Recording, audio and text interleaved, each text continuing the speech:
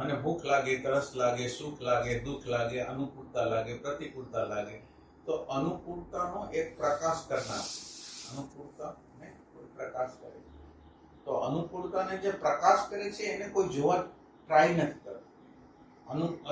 અનુકૂળતા હતો, પ્રતિકૂળતા હતી, એને આપણે જાણી લીધું, પણ એને કોણે પ્રકાશ કર્યો એ પ્રશ્ન જ નથી. જ્યારે આ પ્રશ્ન ચાલુ થશે ને ત્યારે આપણે એને ટચ કરીશું, પેલા ટચ નહીં. એટલે આપણને ખબર જે પડે છે એનો પ્રશ્ન કરવા લાયક જ નથી એમ લાગે. આપણને જેના દ્વારા ખબર પડે છે એના તરફ જોવાની આપણે ચેષ્ટા જ નથી કરતા. અને ભગવાનને ગોતવો હાવ હેલો જ છે. ભગવાન પ્રતિ ક્ષણે હાજર છે. એની હાજરીથી તો પ્રકાશ થાય છે. એની હાજરીથી પ્રકાશ. ભગવાન ન હોય તો આપણને ખબર કઈ ન પડે. ખબર કઈક પડે છે એ ભગવાન છે.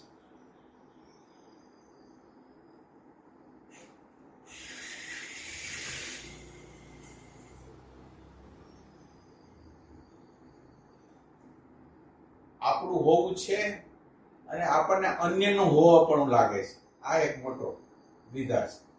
હોવાપણું આપણું છે અને આ હોવાપણાને આપણું આ હોવાપણું છે એ બધી આ માનો કે સોફા, વ્યક્તિ, એ બધાની અંદર છે લેવલ આપ લાગે કે ભાઈ આ શીતલભાઈ છે, આ ઉમેશભાઈ છે, એ કોઈ છે નહીં. છે તમે છો અને તમારું જ હોવાપણું છે એ એમાં આરોપિત કરો છો. એનું અસ્તિત્વ જ નથી. જળ વસ્તુનું કેવી રીતે અસ્તિત્વ? જળ વસ્તુને સિદ્ધ થવા માટે ચેતન તત્વની જરૂર. એટલે સતત રીતે તમારું ઓબ્ઝર્વેશન એવું કે તમને લાઈટ બંધ કરવાનો વિચાર થયો તો લાઈટ બંધ કરવાનો વિચાર કેવી રીતે થયો? કોણે કર્યો એ વિચાર? એ વિચાર આવ્યો તો પ્રગટ કેવી રીતે? પેલા ભાન થાય, પછી અંદર આ કરવું એ પછીની વાત છે, પણ પેલું ભાન થાય. આ ભાની ભગવાન છે.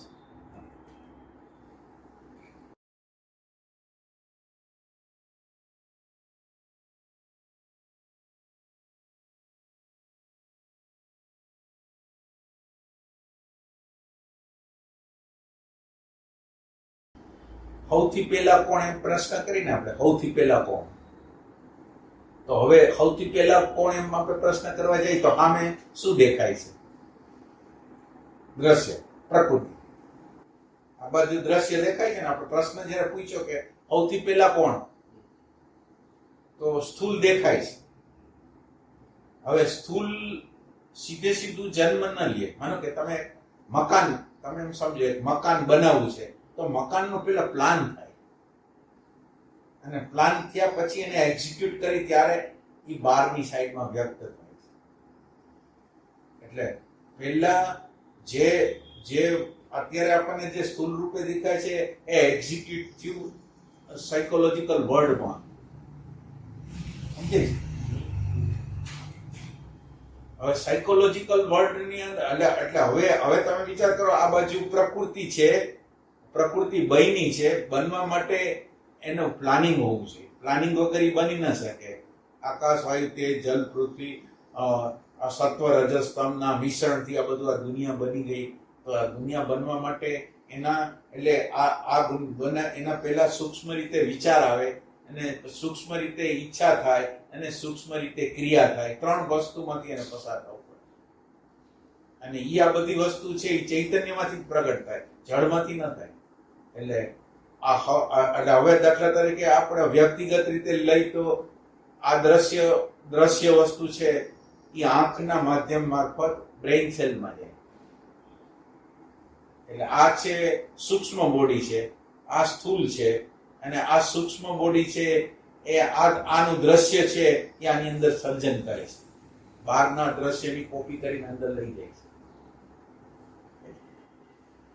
એટલે બહારનું જગત, એટલે આ પેલા નહીં, પેલા આનું સૂક્ષ્મ શરીર જે આ મેસેજ લઈ જાય છે એની પહેલા એની પહેલા મન ન હોય તો આપણને કઈ ખબર ન પડે. મન પહેલા એટેન્શન, ભાન. એટલે સૌથી પહેલા ભાન. અને આ ભાન છે એનો આ વિવર્ત રૂપ છે. એટલે દોરડીમાં આપણને સર્પ જે દેખાય છે ને, એ દોરડી જ છે, સર્પ છે જ નહીં. એવી રીતે આ હોવાપણું છે એનું જ અસ્તિત્વ છે, આ એના ઉપર વિવર્ત રૂપે દેખાય છે, ભ્રમ રૂપે દેખાય છે. એવી શોધ કરવાની આપણે અંદર. આ ચેતન તત્વ જ છે. એટલે આપણી હાજરી છે એ બીજાનો હોવાપણને સિદ્ધ કરે છે. એનું હોવાપણ નથી, એને હોવાપણને તમે સિદ્ધ કરો છો. એમાં પહેલા સત છે, પછી આ પદાર્થ છે. હોવાપણ ન હોય તો આ પદાર્થ અઘરું તો છે. સપના જેવું થયું ને, સપના આખું જગત ઉભું થાય. આપણે જ ઉભું કર્યું ને, આપણે ગમે તે વ્યક્તિ કોઈ છે કોઈ નથી.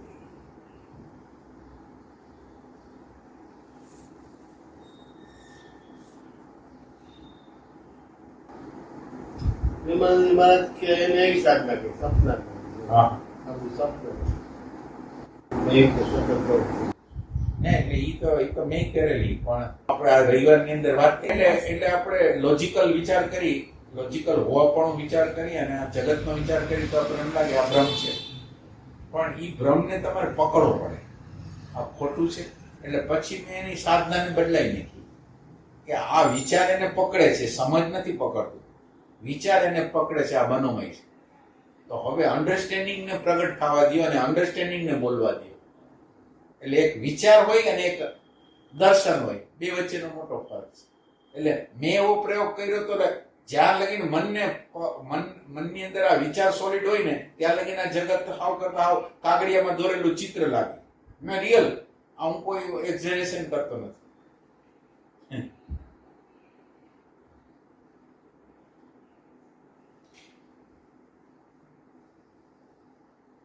ઉમેશને અઘરું ન લાગ્યું જો કે ત્યાં સપનાને ગોઠવી દીધું ને, તો તને અઘરું લાગ્યું આમાં જવામાં? આમ જોતા ને આપણો ખ્યાલ હોય ને સપનામાં કેમ આખું જગત ઊભું થઈ જાય. હા, હોય નહીં કઈ કરે. હા.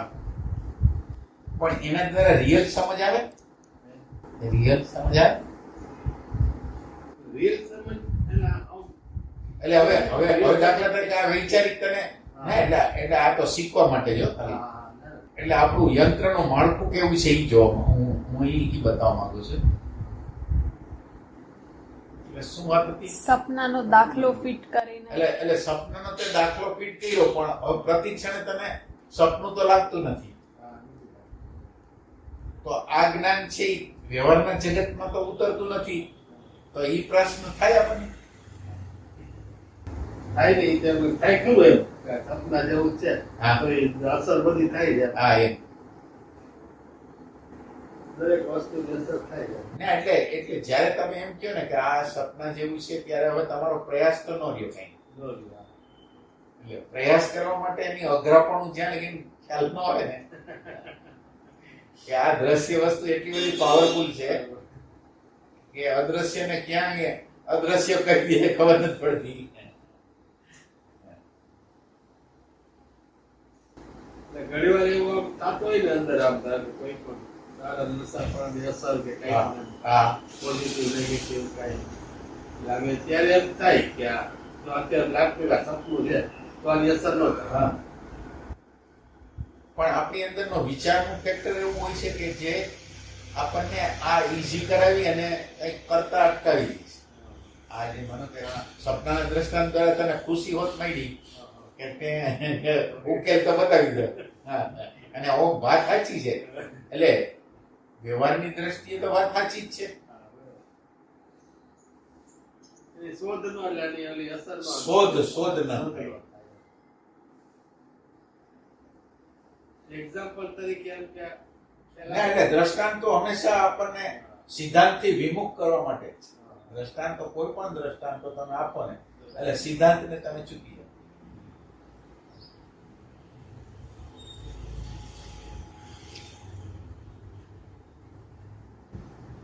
માનો કે ઉમેશભાઈ બોયલા, અને બોયલા એમાં કોઈની નજર નથી ગઈ, કોઈ કરતા કોઈની નજર આમાં નથી ગઈ. હવે આપણી અંદરનું જે ભાનનું તત્વ છે ને એને આની અંદર આ જોયું.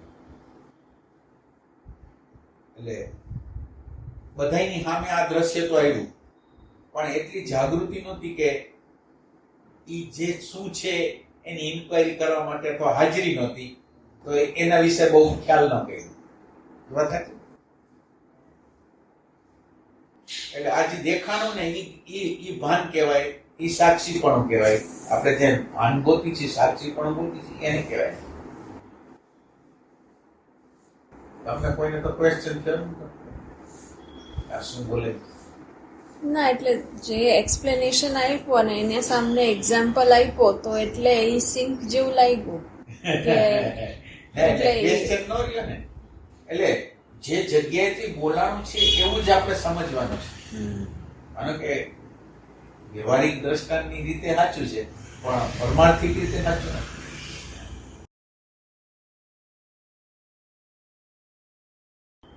એટલે સાચા અને ખોટાને નક્કી કરવા માટે તમારે કેટલું જાગૃત રહેવું પડે.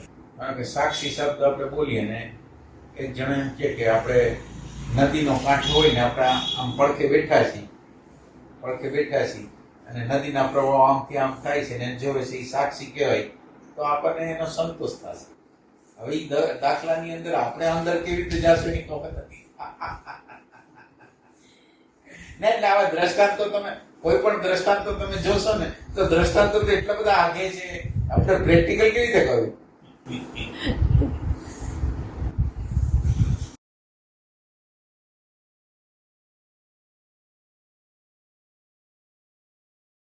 હમણાં જ કંઈક આવ્યું હતું લઈ ગયા આવો જ દાખલો છે. થોડુંક રૂપાય વાહન જતા હોય ગયા વાહન ને જોઈ રાખો તમે, એવી રીતે અંદરના વિચારો જોઈ રાખો. આ બધા કેવી રીતે વિચાર ને એટલે માણસને ને એટલે એ તો આ વિચાર આપ્યો એટલે બધાને એમ કે વાહ, બસ આમ જ છે ને એમ. જોયું તો એમ થાય કે ઈઝી નથી એમ. હા ના એટલે હવે અંદરની સાઈડમાં એનો પ્રયોગ કેવી રીતે કરવો પછી એ ખબર નથી. એના કરતા કે જ્યાં સુધી પ્રેક્ટિકલ ન કરીએ ત્યાં સુધી ઉદાહરણો સારા લાગે, હા પણ કરેલું હોય તો તરત જ ખબર પડે કે આપણે ઊભું નથી રહેતું. એટલે દ્રષ્ટાંત જેટલા તમે ન વાપરો